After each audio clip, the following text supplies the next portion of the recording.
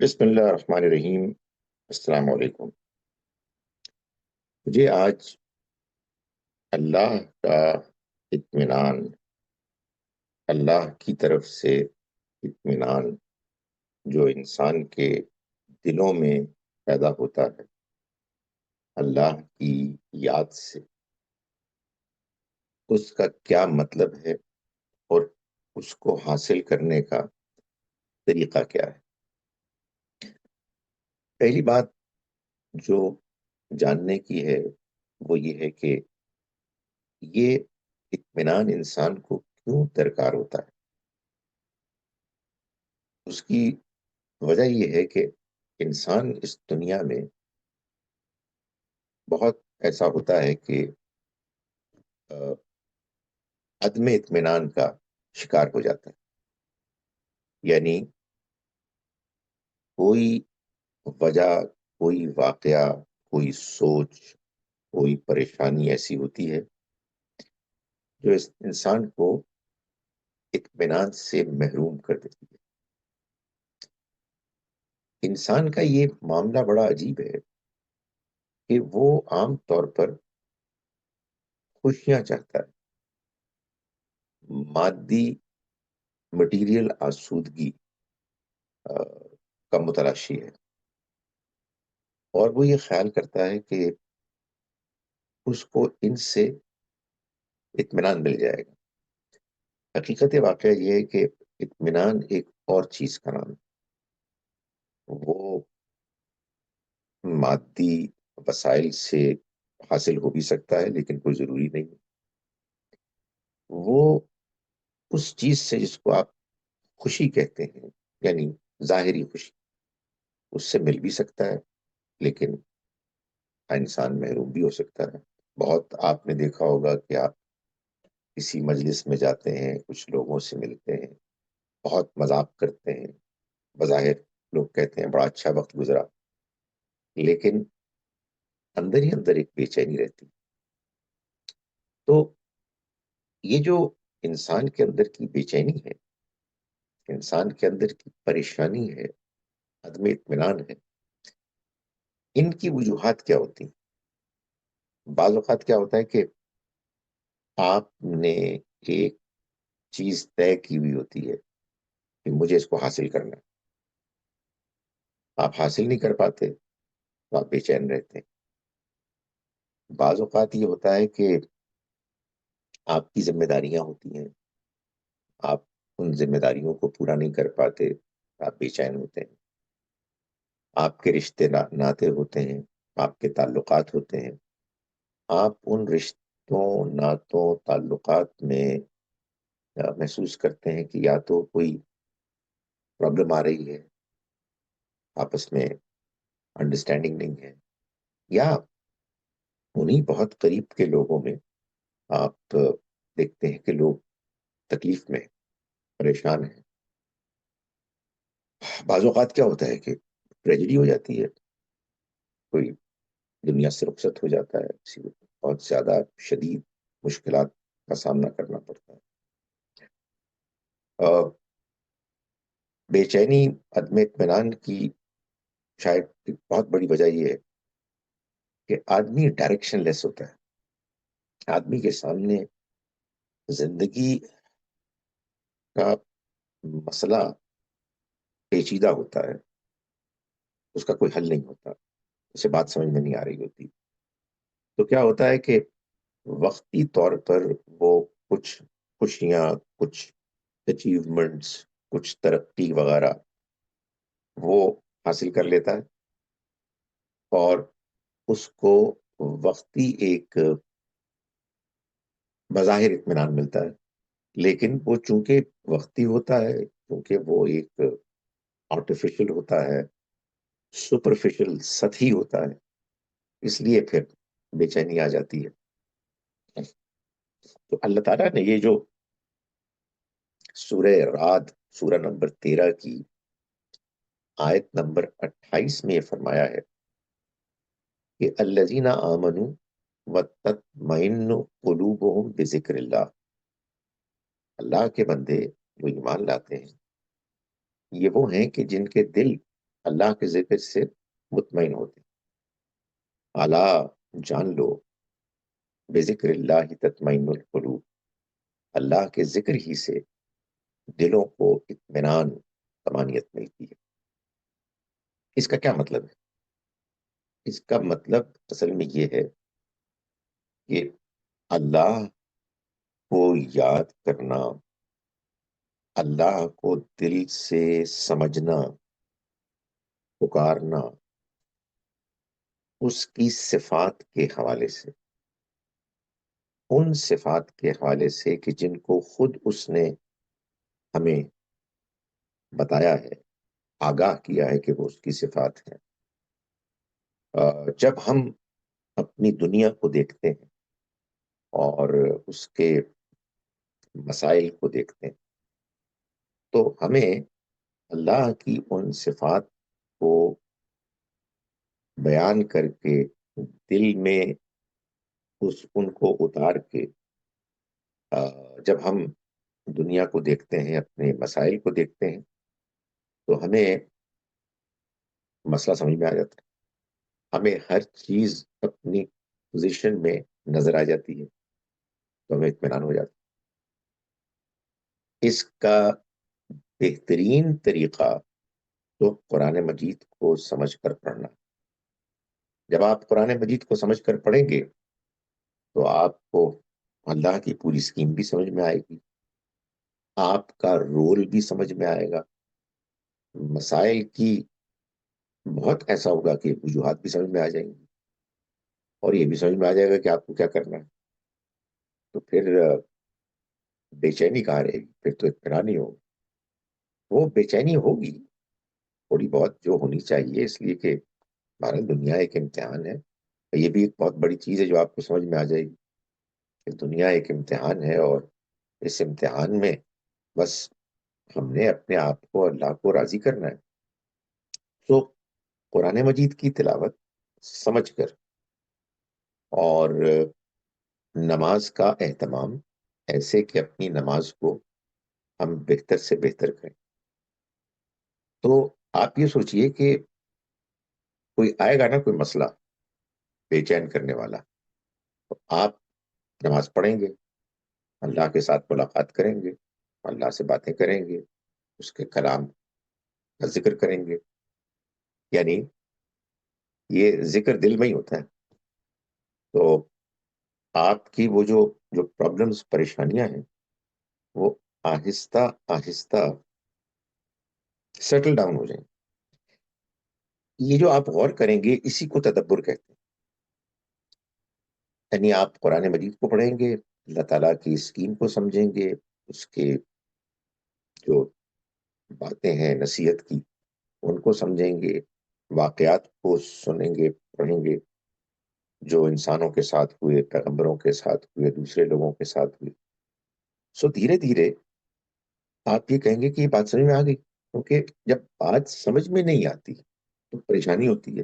ایسا کیوں ہو رہا ہے، یہ کیوں نہیں ہو گیا، مجھے یہ کیوں نہیں ملا، اس کے ساتھ یہ کیوں ہو گیا، وہ کیوں کامیاب ہو گیا، اس کا کیوں انتقال ہو گیا۔ پھر یہی مسائل ہے نا۔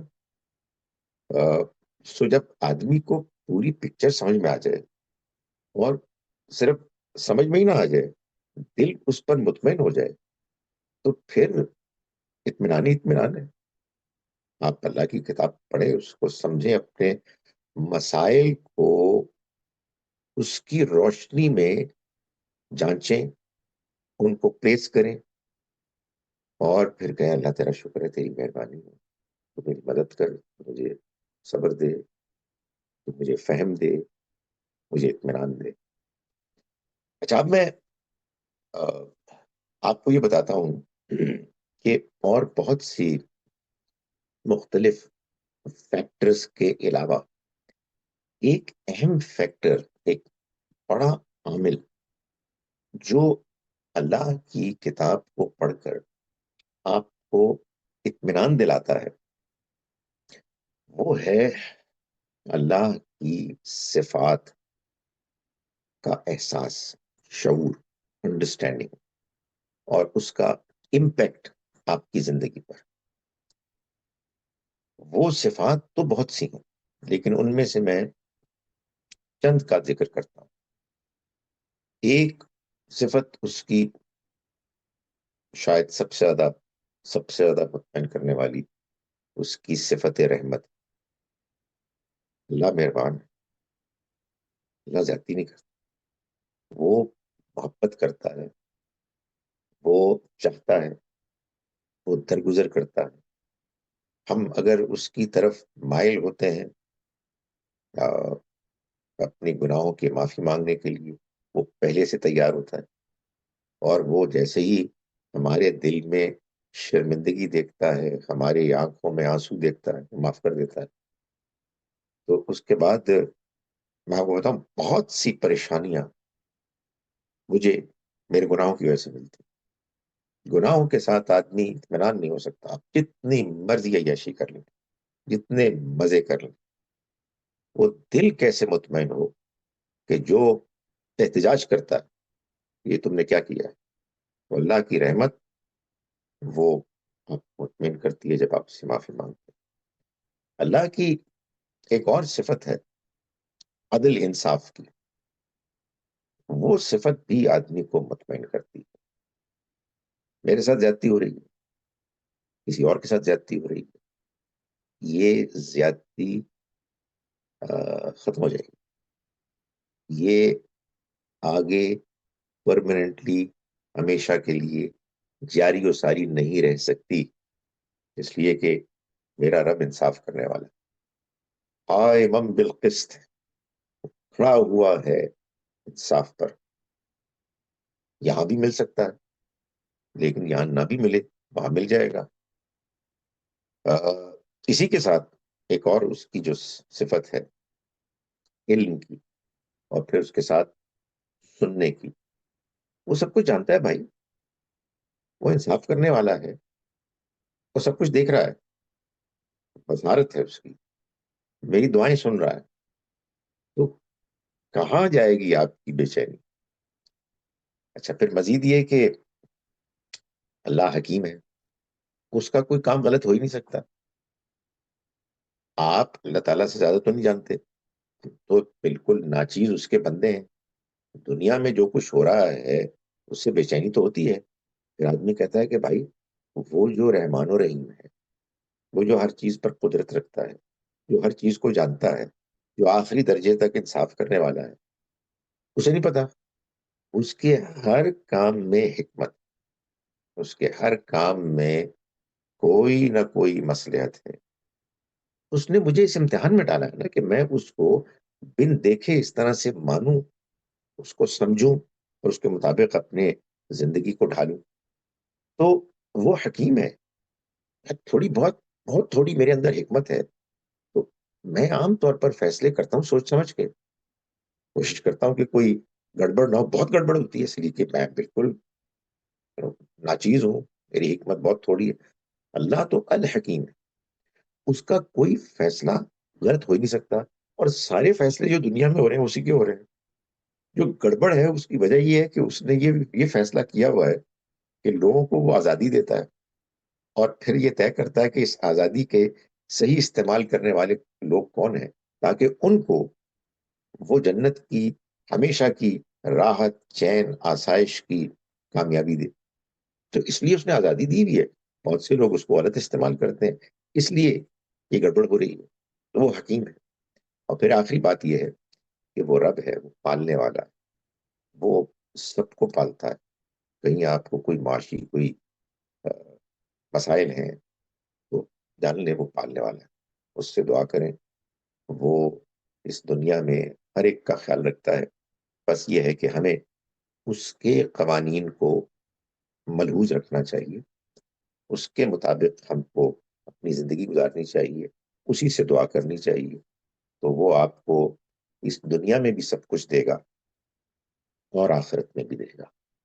تو جو قرآن نے کہا نا کہ الا بذکر اللہ تطمئن القلوب، جان لو کہ دلوں کو اطمینان تو اللہ کے ذکر ہی سے حاصل ہو سکتا. اقول قولی ھذا واستغفر اللہ لی ولکم. اب میں جو ہینڈ ریز کے نتیجے میں سامنے آئیں گے سوالات، تو میں ان کو انٹرٹین کرنے کی کوشش کروں گا. جی غوثیہ صاحب. جی سر، میرا سوال یہ ہے کہ کہیں نہ کہیں جو مجھے فیل ہوتا ہے کہ ہمارے علماء نے یہ کردار پوری طرح سے ادا نہیں کیا کہ انہوں نے اللہ کی اور اس کی کتاب کا تعارف دیا ہو ہمیں، جبکہ مجھے یہ لگتا ہے کہ ہمیں حدیث کا تعارف دیا گیا، فقہ کا تعارف دیا گیا، بابوں کہانیوں کا تعارف دیا گیا، اور ہم نے ان سے ویسی ہی محبت شروع کر دی جیسی کہ خدا سے کرنی تھی، اور ڈرنا بھی ویسے ہی شروع کر دیا ان سے. تو کہیں نہ کہیں آپ کو یہ فیل ہوتا ہے؟ اس بارے میں ضرور بتائیں. ہوتا تو بہت ہے، مگر ایک اور چیز ذہن میں آتی ہے کہ جب بہت زیادہ فیل کرنے لگیں گے تو پھر بے چینی شروع ہو جائے گی. اس لیے بہتر یہ ہے کہ جو ان کی طرف سے غلطی ہوئی ہے اپنے بس میں آپ کے اس کی اصلاح اور بہتری کا کوئی آپ طریقہ اختیار کر سکتی ہیں تو کریں. کیونکہ بعض اوقات کیا ہوتا ہے کہ عدم اطمینان کی بعض وجوہات معلوم ہو جاتی ہیں. وہ وجوہات آپ سے تقاضا کرتی ہیں کہ اب آپ کچھ کریں، اقدام کریں، کیونکہ ان کو بیان کرنے سے اصل میں وہ ایک کرٹیسزم ہی ہوتی ہے. بات آپ کی بالکل صحیح ہے.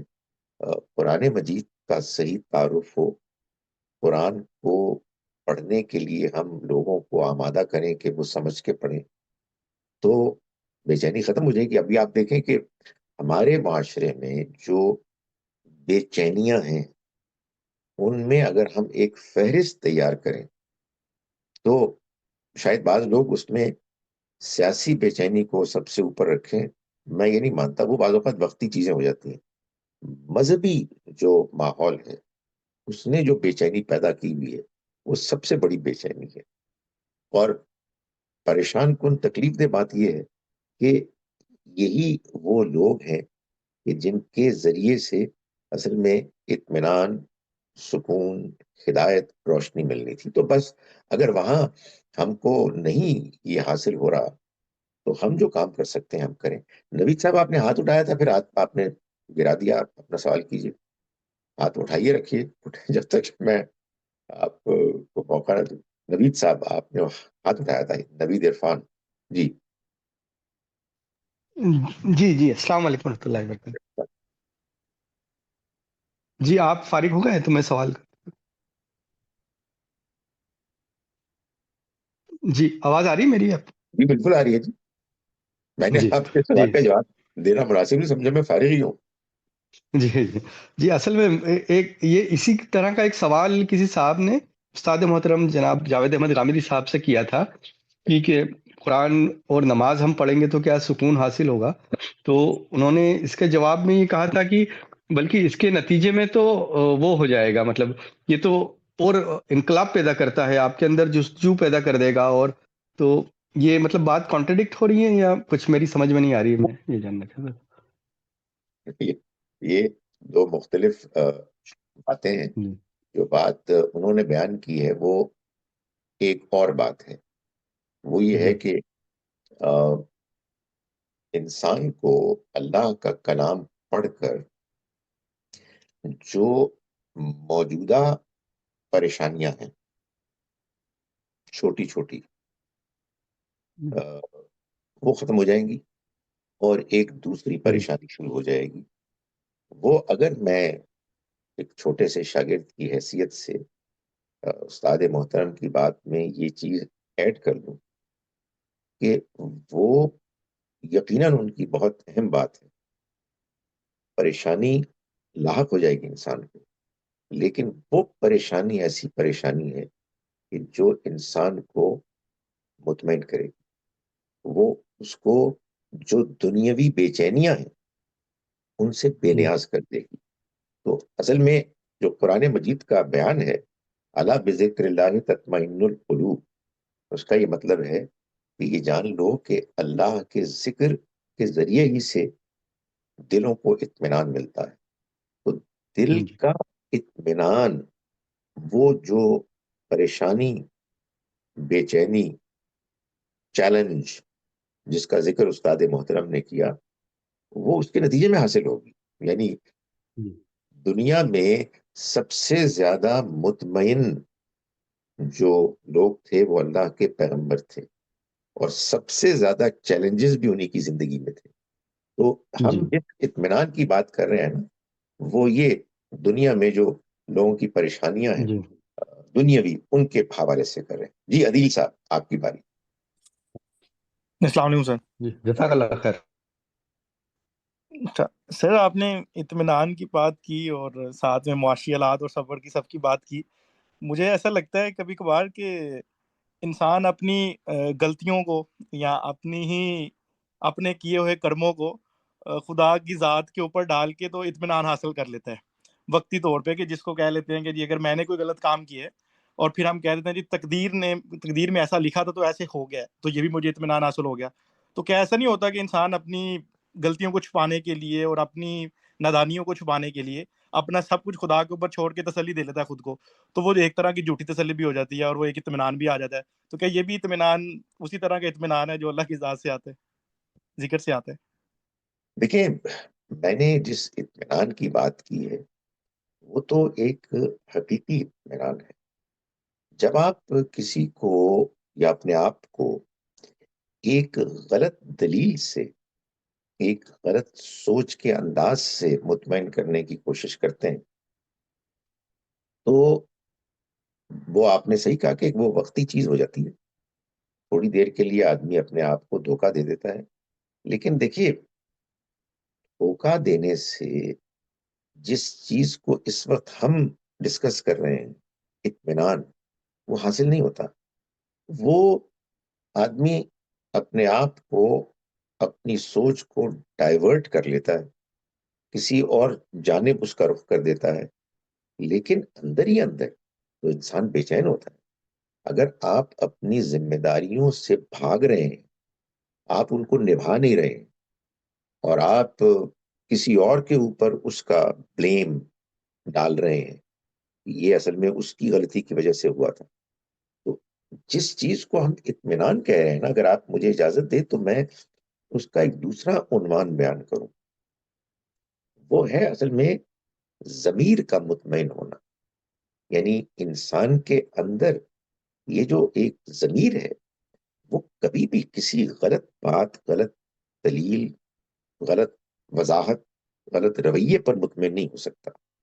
سو ہمیں اللہ تعالیٰ نے یہ ایک وہ دیا ہے بیرومیٹر، کہ جس میں ہم اگر صحیح بات کو سمجھ کے صحیح رویہ اختیار کریں گے تو ہمیں اطمینان ملے گا. اور میں نے اپنی گفتگو میں یہ بات بتائی کہ وہ ہمیں اسی صورت میں حاصل ہو سکتا ہے کہ ہم اللہ کی سکیم اور اس کے پلان میں اپنے آپ کو ایڈجسٹ کر لیں.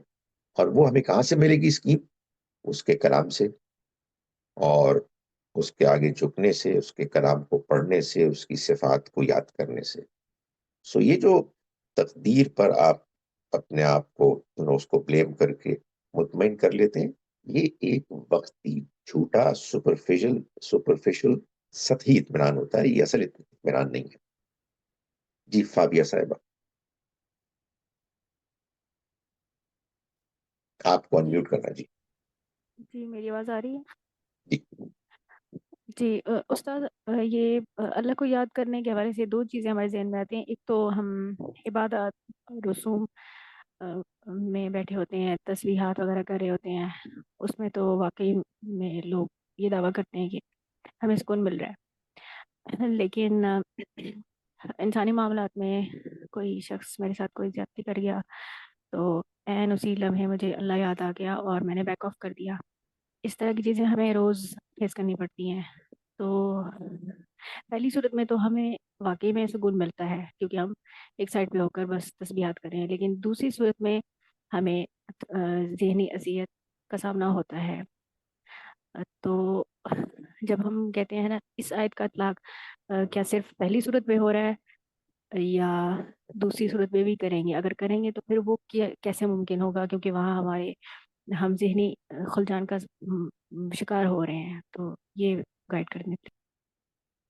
دیکھیے، یہ آپ نے ایک تو خیر اچھی بات کی جو میں بھول گیا تھا، میں اس کا بھی تذکرہ کر دوں کہ یہ جو ہمارے ہاں بہت سے لوگ یہ کرتے ہیں کہ وہ کہتے ہیں کہ اب ہم تسبیح لے کے بیٹھ گئے ہیں اور اللہ اللہ کر رہے ہیں، 100 مرتبہ ہم نے سبحان اللہ پڑھ لیا یا کلمہ پڑھ لیا، اس سے اطمینان ہوتا ہوگا، یعنی میں اس کا انکار نہیں کر رہا، لیکن اگر یہ بغیر سمجھ کے انسان کر رہا ہے تو یہ وہ اللہ کا بتایا ہوا حل نہیں ہے۔ ہمارے یہاں بہت سے لوگ اس آیت کا ہی مطلب سمجھتے ہیں کہ الا بذکر اللہ تطمئن القلوب کا مطلب یہ ہے کہ اللہ کا ذکر شروع کرو، یعنی سبحان اللہ، الحمدللہ، اللہ اکبر، یہ پڑھتے رہو، اور اس سے ایک ایسے طریقے سے تمہیں اطمینان مل جائے گا کہ جس کو ایکسپلین نہیں کیا جا سکتا، جو بس آ جائے گا اللہ کی طرف سے، ایک روحانی کیفیت تمانیت کی مل جائے گی۔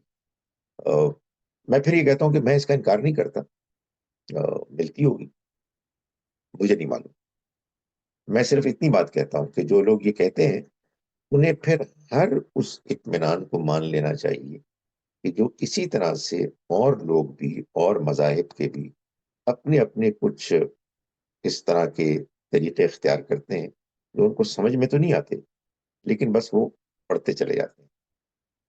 میں نے جو بات کی ہے وہ یہ ہے کہ اطمینان کا تعلق اللہ کے پلان، اس کی اسکیم، اس کے کلام کو سمجھ کر، اس کی صفات کا شعور حاصل کر کے، اس کو اپنی زندگی میں اپلائی کر کے، غور و فکر کر کے، اپنے اندر جو ذہنی خلجان ہے اس کو اللہ کے پلان، اس کی صفات کی انڈرسٹینڈنگ کے ساتھ ایڈجسٹ کر کے حاصل ہوتا ہے۔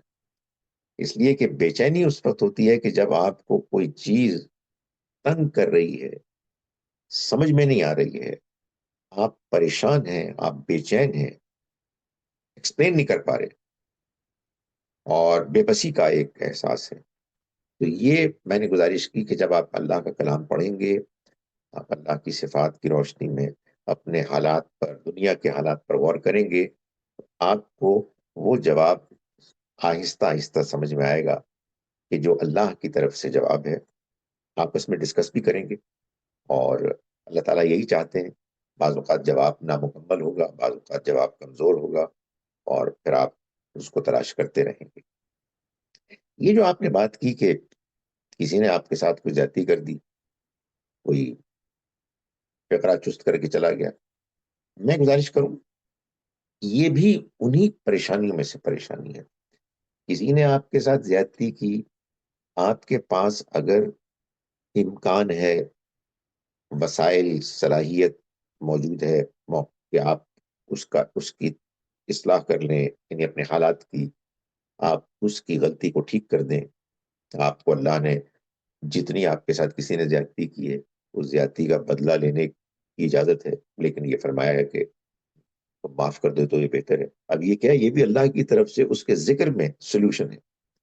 سو یہ جو معاملات ہوتے ہیں اس میں خاص طور پر جو آپ کی بات سے معلوم ہوتا ہے، ایک زیادہ پہلو بے چینی کا یہ ہوتا ہے کہ ایک آدمی کو غلط بات کر کے، کوئی غلط فیصلہ کر کے، اقدام کر کے، زیادتی کر کے چلا جاتا ہے، تو اس سے جو بے چینی پیدا ہوتی ہے، جبکہ آپ اس کا کوئی کچھ بگاڑ نہیں سکتے، تو اسی بارے میں تو میں گزارش کر رہا ہوں کہ جب آپ یہ سوچیں گے کہ آپ کا رب اس کو دیکھ رہا ہے، یعنی اگر آپ اقدام کر سکتے ہیں تو ضرور کریں، آپ کسی کی مدد حاصل کر سکتے ہیں ضرور کریں، لیکن اس میں آپ نے کوئی زیادتی نہیں کرنی۔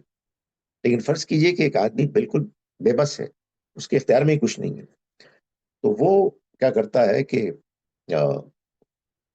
سوچتا ہے کہ اس نے اپنے اختیار کا غلط استعمال کیا ہے، میں بے بس ہوں یا کوئی اور بے بس ہے، میں نے اس کا معاملہ اللہ پر چھوڑ دیا، میرا رب دیکھ رہا ہے، میرا رب طاقتور، میرا رب انصاف کرنے والا، اس کا کوئی کام، کوئی فیصلہ غلط نہیں ہو سکتا۔ تو آپ جب یہ کریں گے نا، آپ کو اطمینان آ جائے۔ تو میں اس اطمینان کی بات کر رہا ہوں۔ جی ہمایوں صاحب۔ السلام علیکم سر۔ وعلیکم السلام۔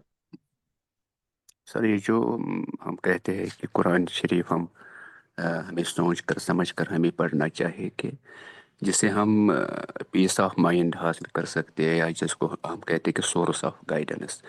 مگر کن چیزوں کو ہم ملحوظ نظر رکھنا چاہیے. فار ایگزامپل کسی کو عربی زبان نہیں آتی ہے، دوسری علوم نہیں آتے، مطلب how can he get these things without knowing عربی زبان یا دوسرے علوم. تو اس پر آپ روشنی ڈالیے سر. دیکھیے، قرآن مجید کے بارے میں قرآن مجید کا اپنا کہنا یہ ہے کہ یہ تمام جہان والوں کے لیے، تمام جہان والے، ان میں بھی شامل، آپ بھی شامل، علماء بھی شامل ہیں، اور میں گزارش کروں غیر مسلم بھی شامل. اللہ نے سب کے لیے بھیجا ہے اس کو. اب اس سے جو فائدہ اٹھا لے وہی ہے کہ جو خوش قسمت ہے. کیسے فائدہ اٹھائے، کتنا فائدہ اٹھائے؟ جتنا فائدہ اٹھانا اس کے لیے ممکن ہے اپنی صلاحیت اور اپنے حالات کے مطابق. تو آپ کو عربی نہیں آتی تو آپ ترجمہ پڑھیں. ایک ترجمے سے اطمینان نہیں ہوتا، دوسرا پڑھیں. یہ میں آپ کو بتا دوں کہ کوئی شخص عالم یہ دعویٰ کرے کہ میں الحمدللہ پورا قرآن جان گیا ہوں، سارا قرآن سمجھ میں آ گیا، تو اس سے زیادہ قرآن سے ناواقف کوئی نہیں. قرآن خدا تعالیٰ کا وہ علم کا، حکمت کا خزانہ ہے کہ جس پر غور ہوتا رہے گا. ہر شخص اپنے اپنے حالات اور صلاحیت کے مطابق غور کرے گا. اور یہ جو آپ نے شرائط بیان کی ہے نا کہ وہ شرطیں پوری نہیں کر سکتے، شرط صرف ایک ہی ہے، اور وہ ہے سچی دیانت دارانہ طلب کہ مجھے اللہ کے کلام سے ہدایت پانی ہے، میں اس کو سمجھنا چاہتا ہوں. اس کے بعد آپ ان چیزوں کو، شرائط کو خود جتنا آپ کے لیے اپنے حالات میں ممکن ہوگا پورا کرنے کی کوشش کرتے رہیں. سو اللہ کا کلام جب یہ دعویٰ کرتا ہے کہ وہ ہدایت ہے تمام انسانوں کے لیے، تو آپ کے خیال میں اس دعوے کے بعد جب کوئی آدمی سوچے کہ اب یہ ہدایت چاہیے تو کہنے میں تو حاصل نہیں ہو سکتی.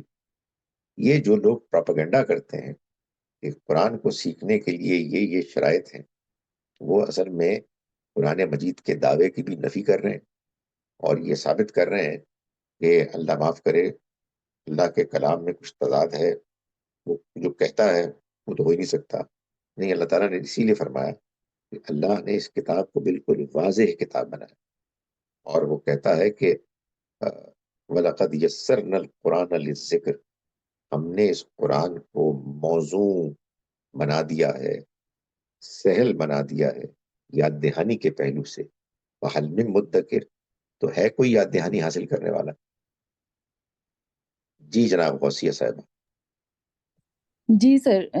سر ایک آپ اس پر تھوڑی سی اور ضرور روشنی ڈالیے گا کہ ہم نے بہت ساری چیزوں کو اس کی اصل جگہ نہیں رکھا ہوا. کیا یہ بھی ایک بے سکونی کی وجہ ہے؟ مطلب زندگی کی جتنی آزمائشیں ہیں، زندگی ہے، موت ہے، یہ اللہ تعالیٰ نے جو کارخانہ بنایا ہوا ہے، اس کی اصلیت کو نہیں سمجھ پا رہے، اور اس کو کہیں نہ کہیں فٹ کرنے کی کوشش کرتے رہتے ہیں اپنے اپنے فہم کے حساب سے، یا جس کو ہم فالو کرتے ہیں اس کے حساب سے. تو یہ بھی کیا غیر اطمینان کا باعث بن جاتا ہے؟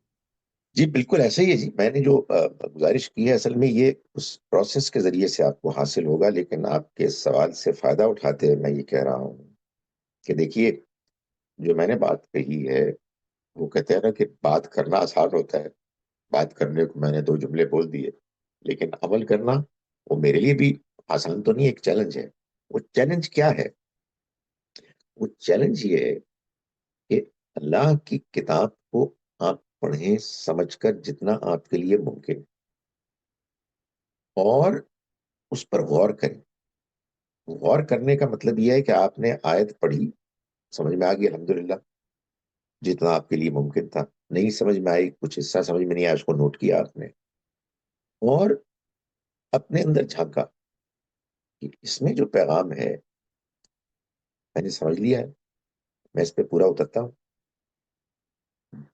جب آپ یہ کام کریں گے اس میں یہ بات آپ سے آپ شامل ہوگی، کہ آپ نے یہ کام کرنا ہے دیانتداری کے ساتھ. دیانتداری کا مطلب یہ ہے کہ آپ نے اپنے آپ کو کوئی الاؤنس نہیں دینا. بڑا ہی بدنصیب ہے وہ انسان کہ جو قرآن مجید کو پڑھے اس لیے کہ وہ اپنے اوپر تنقید نہ ہونے دے، اپنے نظریات کو ثابت کرے. دیانتداری سے پڑھے، چاہے اس کے نتیجے میں اس کا اپنا استاد، امام، بزرگ، کوئی بھی اس انڈرسٹینڈنگ کی زد میں آئے.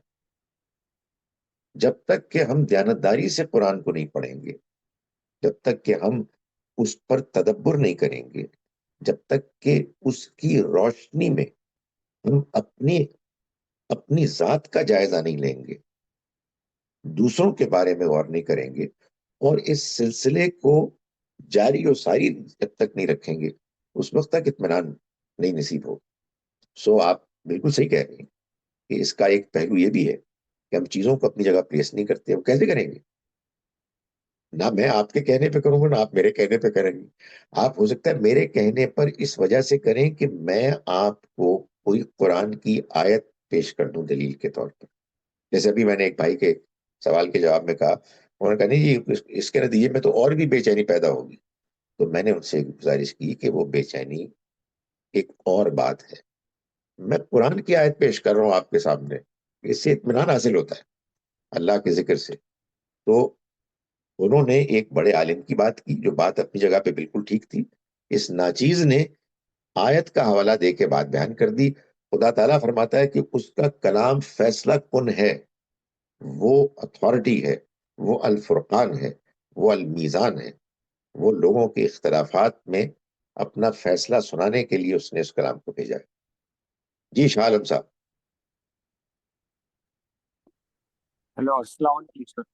وعلیکم السلام. آواز آ رہی جی آ رہی ہے. کیوں پوچھتے ہیں آپ؟ آواز تو آ رہی ہوتی ہے. ہے؟ جی سر میرا سوال یہ تھا کہ جو لوگ یہ کہتے ہیں کہ سکون ملتا ہے، یعنی کہ ہمارے جو دوسرے علماء کرام حدیثوں وغیرہ سے اور دیگر جو علوم میں ان سے وہ سکون ہم قرآن سے نہیں حاصل کرتے. جیسے کہ اللہ تعالیٰ نے سورہ یوسف میں کہ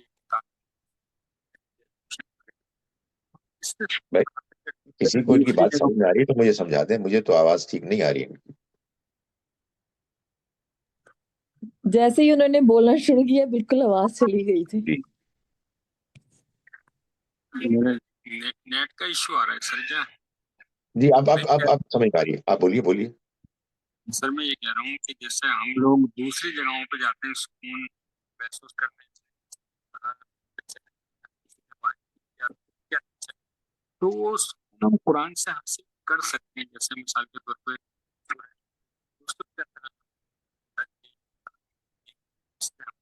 میرا خیال ہے آپ کو لکھ کے بھیجنا پڑے گا، ایسے نہیں سمجھ میں آئے گا. کیونکہ سارا سکون چین میرا تو ختم ہو گیا. سمجھ میں نہیں آ رہی. دیکھیے گزارش ہے کہ جو بات میں سمجھ میں آئی ہے اس کا میں آپ کو جواب دینے کی کوشش کرتا ہوں. لیکن آپ اگر لکھیں گے اور ٹائم ہوگا تو میں جواب دے دوں گا. بات یہ ہے کہ جو لوگ سکون کو قرآن کے علاوہ کہیں اور سے تلاش کر رہے ہیں وہ سکون کی، میں ایسی ایک سخت بات کر رہا ہوں، سکون کی ایک جعلی شکل ہے. سکون اصل میں آپ کو ملتا ہے جب آپ کو اللہ کی سکیم سمجھ میں آتی ہے. وہ سکیم سمجھ ہی میں قرآن مجید سے آتی، اللہ کے کلام سے آتی. اللہ نے جو بات بیان کی ہے اس کے نتیجے میں آپ کو ایک اعتماد بھی ہوتا ہے کہ بھائی یہ اللہ کی بات ہے. باقی سب چیزوں کے بارے میں آپ دیکھیں، آپ کو وہ کرنے پڑتے ہیں، کچھ جعلی قسم کے دلائل دینے پڑتے ہیں، اپنے آپ کو زبردستی بنوانا پڑتا ہے. یہ اللہ کا کلام ہے، اس کو آپ پڑھتے ہیں، اس میں اللہ کی باتوں کو سمجھتے ہیں اور ان کو سمجھنے کے بعد اپنی زندگی کا جائزہ لیتے ہیں، اپنے پرابلمز کو اس کی روشنی میں جانچتے ہیں. اور جیسا کہ ابھی ہماری بہن نے کہا کہ وہ چیزیں اپنی جگہ پہ فٹ ہو جاتی ہیں. جب فٹ ہو جاتی ہے بندہ کہتا ہے الحمدللہ. الحمدللہ کا مطلب یہ نہیں کہ بات مسئلے سارے ختم ہو گئے، وہ پھر کچھ نہ کچھ ہوگا، اس لیے کہ دنیا ایک امتحان ہے. تو اس میں وہ بات جو ہمارے بھائی نے کہی کہ بے چینی رہتی ہے، وہ ٹھیک ہے اپنی جگہ، وہ بے چینی ہوتی ہے، پھر اس کے بعد آدمی سمجھتا ہے، اس کو اطمینان حاصل ہوتا ہے، اور یہ سلسلہ چلتا رہتا ہے. تو یہ ہے معاملہ سارا. جی سلمہ صاحبہ. السلام علیکم سر. وعلیکم السلام. سر میرے ساتھ یہ پرابلم ہے کہ اب مجھے ایک دو جگہ سے یہ باتیں سننے کو مل رہی ہیں کہ میں جو ہوں وہ متعصب ہو گئی ہوں، اس سینس میں کہ میں نے جو ہے قرآن تقریباً 3-4 لوگوں سے سمجھا، یعنی عالموں سے، تو اور خود بھی تفسیریں پڑھی ہیں، لیکن مجھے جو ہے وہ امین حسن اصلاحی صاحب کا جو تدبر قرآن ہے وہ سب سے زیادہ سمجھ میں آیا. حامدی صاحب کا بھی میں نے لیا، لیکن وہ مجھے پڑھنے سے سمجھ میں نہیں آیا، لیکن البیان جو ہے وہ مجھے بہت اچھی طرح سے اب سمجھ آ رہا ہے جب حامدی صاحب کو سمجھا رہے ہیں. تو اب جب میں یہ کہتی ہوں کہ ان سے زیادہ اچھا جو ہے وہ کسی نے نہیں لکھا، یا ان سے زیادہ اچھا کوئی سمجھا نہیں سکتا، تو سب مجھے کہتے ہیں کہ تم نے اپنے آپ کو بند کر لیا ہے اور تم اب اس سے آگے نہیں جانا چاہتی ہو. تو سر میں کیا کروں پھر؟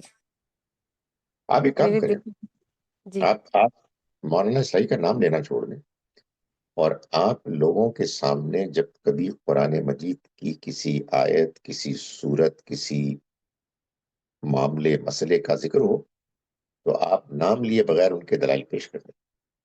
اس لیے کہ اصل میں دنیا کی آزمائشوں میں سے ایک آزمائش یہ بھی ہے کہ لوگ شخصیات کے بارے میں سینسٹیو ہوتے ہیں. اس کا ہمیں بھی خیال رکھنا چاہیے. جب وہ سینسٹیو ہوتے ہیں تو بھائی ہم نے مولانا اسلائی کو، غامدی صاحب کو تو پروموٹ نہیں کرنا، ہمیں تو پروموٹ کرنا ہے اللہ کے پیغام کو. ہم نے یہ اپنے تجربے سے محسوس کیا کہ اس پیغام کو ان بزرگوں نے ہمارے ناقص انڈرسٹینڈنگ میں سب سے بہتر طریقے سے پیش کیا ہے. تو نام ان کا ہٹا دیں اور ان کے کام کو جہاں جہاں آپ کو سمجھ میں آئے آپ پیش کریں. اس کا آپ کو فائدہ یہ ہوگا کہ آپ کو ان کا کام بھی زیادہ سمجھ میں آئے گا، اور لوگوں کے لیے بھی وہ رکاوٹ ختم ہو جائے گی. میں غامدی صاحب کو الحمدللہ جانتا ہوں پچھلے کچھ 44-45 سال سے.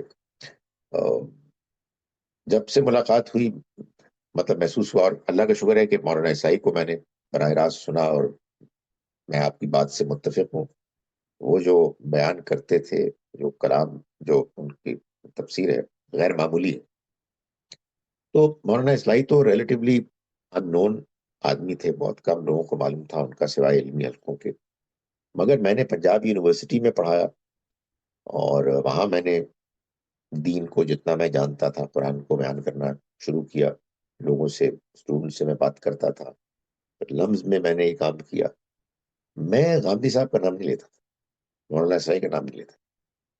تو اس کی وجہ یہ ہے کہ میں کیوں ان کا نام لوں؟ بھائی بات یہ ہے کہ وہ تو ہماری دعوت نہیں، انہوں نے تو اس دعوت کو ہمارے لیے قابل فہم بنا دیا ہے، اس پیغام کو.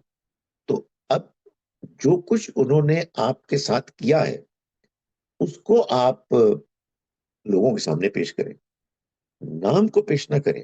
نام رکاوٹ بنتے ہیں. یہ نام تو میں نے اب لینا شروع کیا ہے کہ میں نے دیکھا کہ الحمدللہ اب تو دنیا میں ان کے پیغام کو سمجھنے والے بہت سے پیدا ہو گئے ہیں. تو اب مجھے کچھ حوصلہ ہوا، ورنہ میں نے I made it a point کہ مجھے میں کوئی غامدی صاحب کی دعوت دے رہا ہوں، میں کوئی مولانا اسلائی کی دعوت دے رہا ہوں. مجھے تو دعوت دینی ہے اللہ کے اس پیغام کی کہ جو مجھے ان بزرگوں کی کوششوں، تحریروں، گفتگوؤں کے نتیجے میں سمجھ میں آیا ہے، اور بھی یہ سلسلہ جاری ہے.